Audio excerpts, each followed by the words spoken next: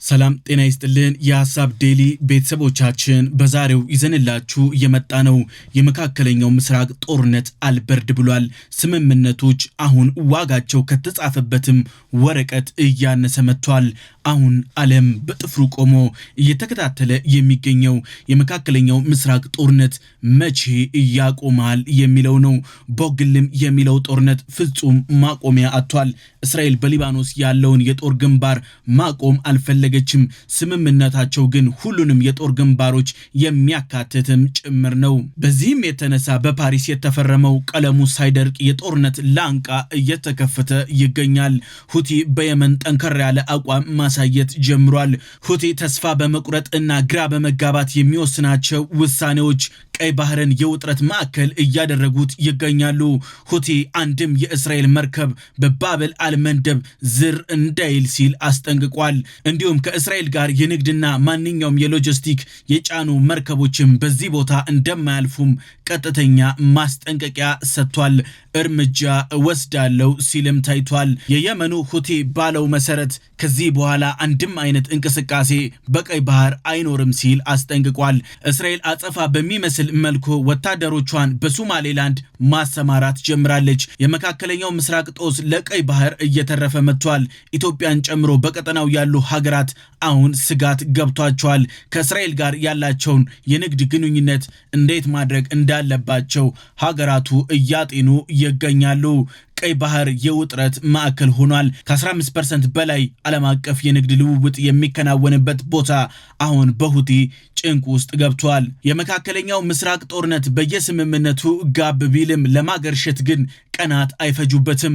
አሜሪካና ኢራን ዳግም ለመወያየት ቀጠሮ ይዘዋል። በጁን 17 የተፈረመው ኤምኦዩ የሰላም ስምምነቱን አሁን መንገዱን አስጀምሮታል። አሁን በቀጣይ ማድረግ ስላለባቸው ስለ ሂደቶቹ መምከር ጀምሯል። ትራምፕ ከኢራን ጋር በዶሃ እንመክራለን እያሉም ተሰምቷል። Well, there'll be a meeting on that tomorrow in Doha, and they're going to Qatar. I think they've already left, or they're just about getting ready to leave. So we'll see how that goes. But we're doing very well on that front. But the meeting in Doha is going to be perhaps important, perhaps not. ሉካን ቡድናቸውንም ሰይመዋል። ስቲቭ ዊትኮፍ፣ ጃሬድ ኩሽነርንም እንዲሁም ትልልቅ የተባሉ ከፍተኛ ባለስልጣኖችንም ሰይመዋል። ቴህራን በፍጹም ከአሜሪካ ጋር ቀጥተኛ ድርድር አይኖርም እያለች ትገኛለች። ሁለቱ ሀገራት ያፋጠጣቸው ጉዳይ እነዚህ ናቸው። የመጀመሪያው በሆርሙዝ የተጠመዱት ቦምቦችን ማን ያጽዳቸው የሚለው አሁን አጨቃጫቂ እየሆነ መጥቷል። ኢራን በኤምኦዩ መሰረት ራሴ አነሳለው እያለች ነው። አሜሪካንን ጨምሮ አንዳንድ ሀገሮች ፈንጂውን ለማምከን እየሞከሩ ይገኛሉ። ፈረንሳይ ከፈለጋችሁ አለውም እያለች ነው። ግን ስምምነቱ ይፈርሳል እያለች ኢራን እያስጠነቀቀች ትገኛለች። የራሴን ቦምቦች ራሴ ብቻ ነው ማነሳው እያለች ነው። ሆርሙዝ አሁንም በኢራኑ እስላማዊ ዘብ ቁጥጥር ስር ይገኛል። በሱ ትዕዛዝ ብቻ እና ብቻ መርከቦች እያለፉ ይገኛሉ። በአሜሪካና በኢራን በኩል ያለው ሌላኛው ቀውስና ፍጥጫ ይሄንን ይመስላል። የሆርሙዝ አስተዳደርን የተመለከተ ነው። ኢራን በሆርሙዝ ማዘዝ ስልጣን በኢራንና በኦማን ብቻ የተገደበ ነው እያለች ነው። አሜሪካ ግን ይሄንን ትላለች። አሜሪካ ቦታው ዓለም አቀፍ የባህር ቦታ ነው፣ ነፃ ቀጠና ነው፣ መሆን ያለበት ነፃና ነፃ ብቻ ነው፣ ሁለታችሁም አይመለከታችሁም እያለች ነው። ኦማን ፍላጎቷን እስካሁን ድረስ በግልጽ አላሳወቀችም። አሜሪካ በኤምኦዩ መሰረት ለኢራን መንግስት ገንዘብ መልቀቅ ነበረባት። በትንሹ ከ$6 ቢሊዮን በላይ መለቀቅ ነበረበት።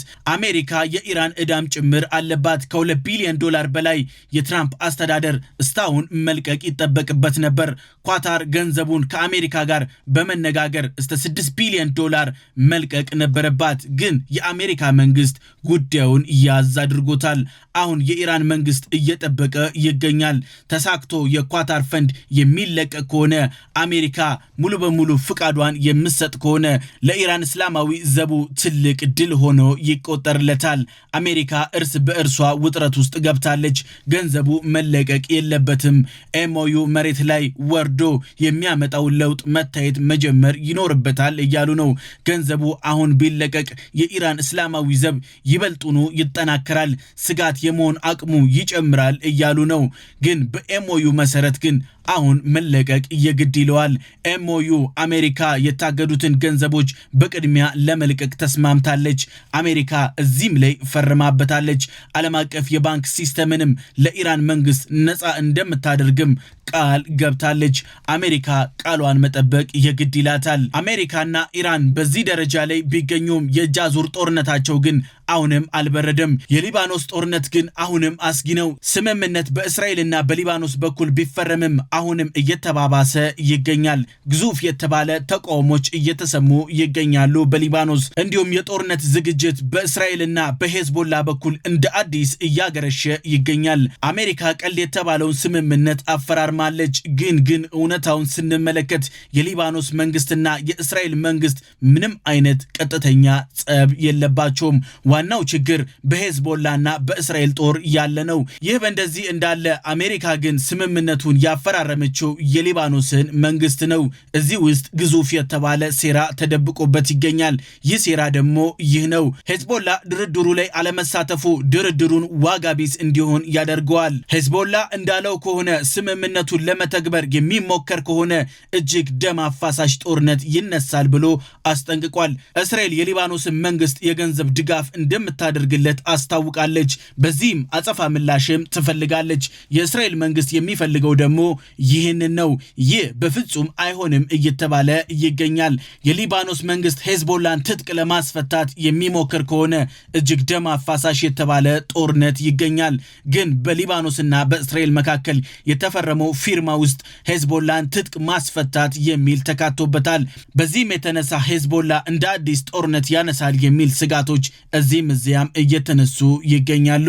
ሄዝቦላን የመሰረተችው ትጥቅም ስንቅም የምታቀርብለት ኢራን ነች። የሄዝቦላና የሊባኖስን መንግስት የጦር አቅም ለንጽጽር ስናስቀምጠው ሄዝቦላ ጠንከር ብሎ ይታያል። የሊባኖስ ጦር በአሜሪካ ቢረዳም የሜካናይዝድ አደረጃጀት ቢኖረውም ሄዝቦላ ባልተማከለ ጦር እንዲሁም ቁልፍ የተባሉ የኢኮኖሚና ወታደራዊ ቦታዎችን ተቆጣጥሮ ይገኛል።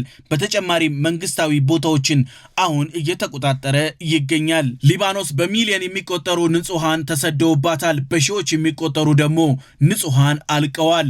አሁን ከደቡባዊ ሊባኖስ የእስራኤል እግረኛ ጦር ሊወጣ ዝግጅት እያደረገ ይገኛል። አቅም አልባ የተባለው የሊባኖስ ጦር ሽፋን ይሰጣል ተብሎም ይጠበቃል።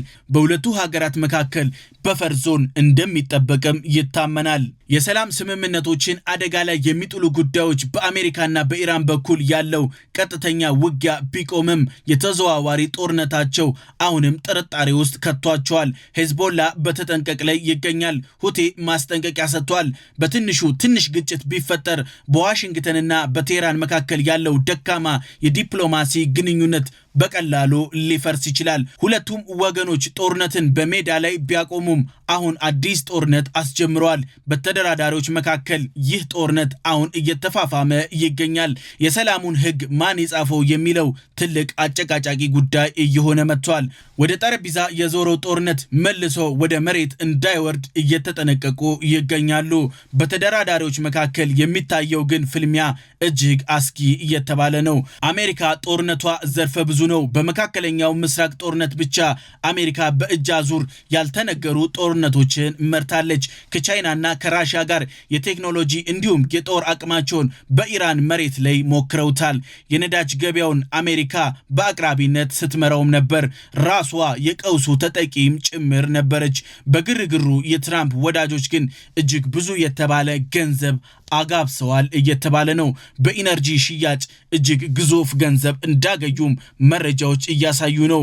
ቬንዙዌላም ስትመዘበር ነበር እየተባለ ነው። አሁን የትራምፕ አስተዳደር እጅግ የተቀሰረባቸው ይገኛል። የአጋማሽ ምርጫ ተቃርቧል። አሜሪካ እርስ በእርሷ ውጥረት ውስጥ ገብታለች። የኢራን የነዳጅ ሽያጭ በካርግ ደሴት አሜሪካ ሙሉ በሙሉ ከባ በማስጨነቋ እንዲሁም ሙሉ በሙሉ የኢራን ነዳጆች እንዳይወጡ እንዳይገቡ በማገዷ እየተነሳ አሜሪካ ከቻይና ጋር ያላትን የንግድ ጦርነት ሚዛኑን እንድትለውጥ አስችሏታል። 60% የሚሆነው ነዳጅ ቻይና የምታገኘው ከኢራን ነው። በዚህም የተነሳ የቻይና ኢኮኖሚ ግዙፍ የተባለ ችግር ባይገጥመውም ግዙፍ የተባለ ስጋት ግን አጋጥሞታል። የሀሳብ ዴሊ ቤተሰቦቻችን የዛሬው ይህን ይመስላል። በቀጣይ በሌላ አጀንዳ እስከምንገናኝ ሰላም።